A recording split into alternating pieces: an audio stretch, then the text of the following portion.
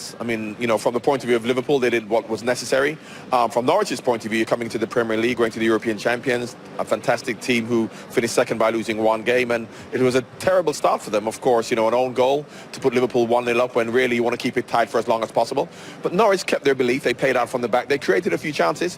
What you could see is the individual quality that Liverpool had. They hit the target when they scored the 3 goals or 4 goals by half-time. They didn't necessarily outplay Norwich because Norwich had good possession, got in good areas in and around the box. But it's that individual quality whereby the shots went too high, they didn't hit the target, the final pass, the final cross. But second half, Norwich showed a lot of ambition. They attacked, they created chances. So this Norwich team will give the opposition a lot of problems. Pleasing thing from Norwich's point of view is that if you can create as many chances as they did against Liverpool, against weaker opposition, they should be okay. But unfortunately for them, a 4-1 defeat, which isn't great. But from Liverpool's perspective, a fantastic start, albeit disappointed to lose the goalkeeper. John, we all know that the transfer window is now slammed shut. Liverpool are going with the same again, playing a very similar way to what they did last season. You know, in assessing the squad, would you have made any surgery? Would you have added 1 or 2 players to the squad, or do you think Jurgen Klopp is happy with where he is? Well, what I've said from the end of the season is that Liverpool may need to strengthen the squad in terms of getting squad players. I think that teams like Manchester United, of course Chelsea on a transfer embargo, Arsenal, they need to sign first-team players to come into the team. Liverpool don't need that. I think we know what our first team is going to be. Look at the front 3, look at the midfield 3, the back 4. So if they needed to supplement it with buying squad players, fine. But I don't think it was a necessity. Oxlade-Chamberlain and Joe Gomez are like 2 new players, you know, so I didn't necessarily feel that as much as we have now a goalkeeping, I won't say it's a crisis, but I don't think that that's necessary. I think the squad is still strong enough.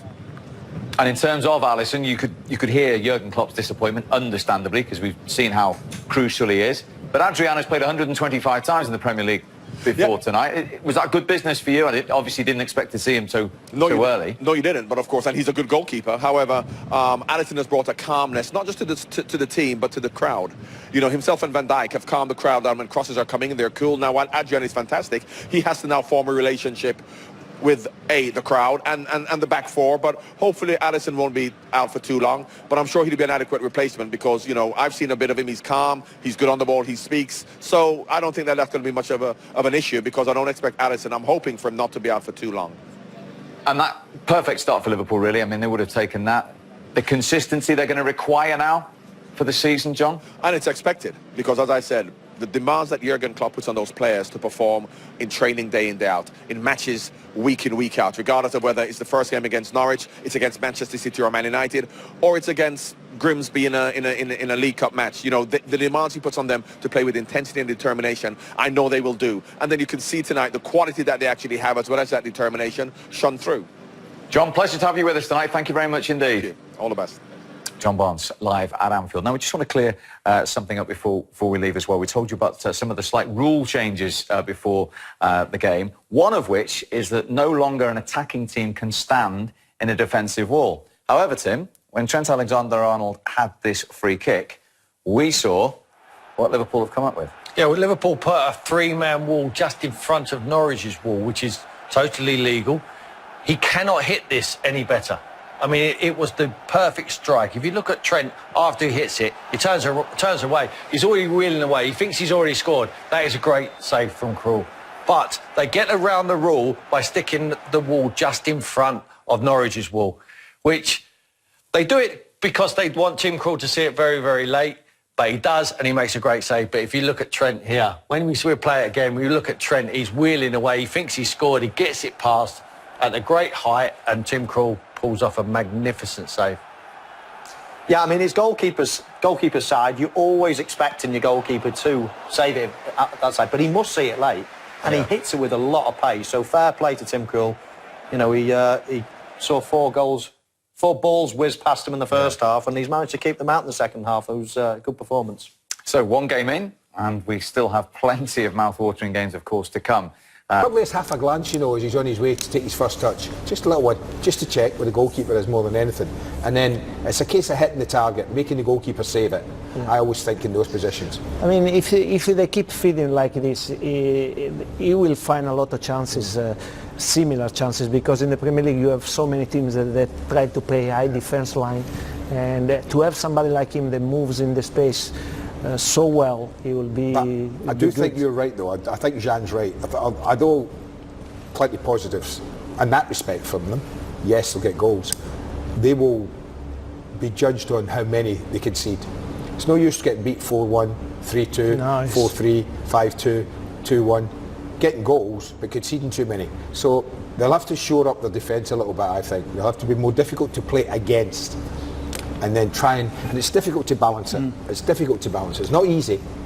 You know, you don't want to take away too much from them attacking wise, and then you lose that because you've shored up the defence, but you don't want to leave yourself too open where you're going to go to these grounds and get beat like that. But I think their destiny is not Liverpool away. They will have to consider this. It's exactly what you said.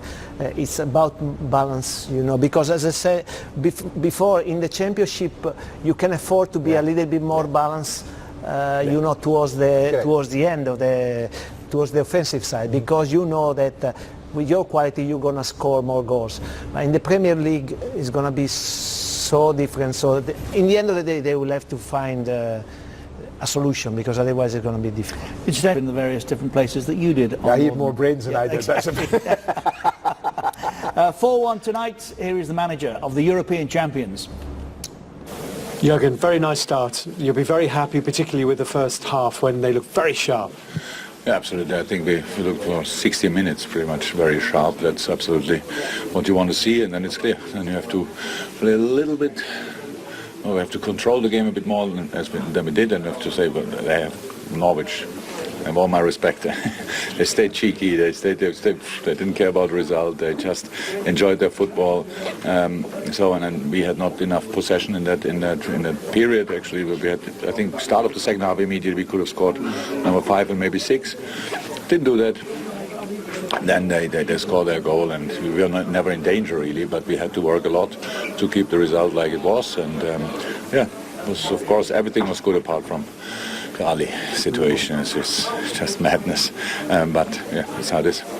What a very early prognosis, obviously, but it appeared to be his calf or something. Yeah, it's a calf. Yeah, and he felt. He was looking, obviously, behind if something hit him, because that's how it felt. It's not a good sign, to be honest. So he will not be ready for Wednesday. I think I can say that already. Yeah, I mean, obviously, you've only just begun working with Adrian, who you brought in place of Simon Mignolet. He's now gonna get a few games for sure. Yeah, absolutely.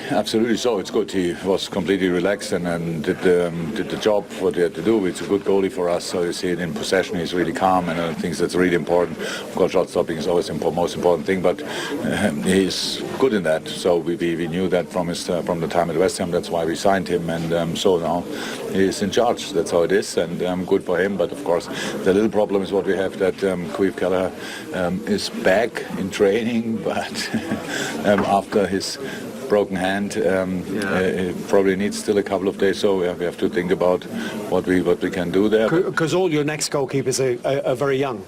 Young, and most of them pretty much injured. So Queeve is probably the closest to be not injured anymore, and he is our number 3. So he would now be on the bench. Obviously, we have to see how we can deal with that. But if there's a problem, we have to find a solution. We'll find a solution and then carry on. Just very quickly, because your front players have been involved obviously in summer tournaments, international football and all the rest of it. I thought it was remarkable how sharp they were, given the number of matches they've played since the Champions League final. Look, it's like, it's... They had a break, and actually for the body it was long enough, and they were all desperate to come back. It was not that anybody asked for a longer time off or whatever. They were really desperate to come back, and so they didn't lose a lot of their physical standards, and so we can use that as well. So it's good. We have to now be a bit smart. So in the next, especially for the next 2 games, because until Wednesday it's enough time. But after that we play Saturday immediately. So we have to make a few decisions, and we'll make them, and then we have to try to win both of these games, which obviously is difficult. But tonight, look, it would be only positive what happened tonight, because it's the first game of the season, 60 minutes, really super football, everything like you wanted. Respect Norwich a lot, and we showed that with our work rate. That was all brilliant. Scored wonderful goals, could have scored more. That's all good. And then the last half an hour, of course, that's normal. That's normal in that early stages. The big shadow is then the Ali situation, and that's why I stand here, and it's like not only being happy, because of course it's not good for us, but again we will find a solution and then carry on. Thank you, Jürgen. Thank you very much. Exactly. Top 7. What's your top 7? My top 7? Top 7. Probably City, Liverpool. Right. Sorry, Liverpool, City. Okay. Forgive me. Yeah. Tottenham, United, Chelsea and Arsenal. Chelsea outside of the top 4. Very close. I think it's going to be a fight. But And your best of the rest? and the best of the rest, probably Everton. Yes, well done, Jan.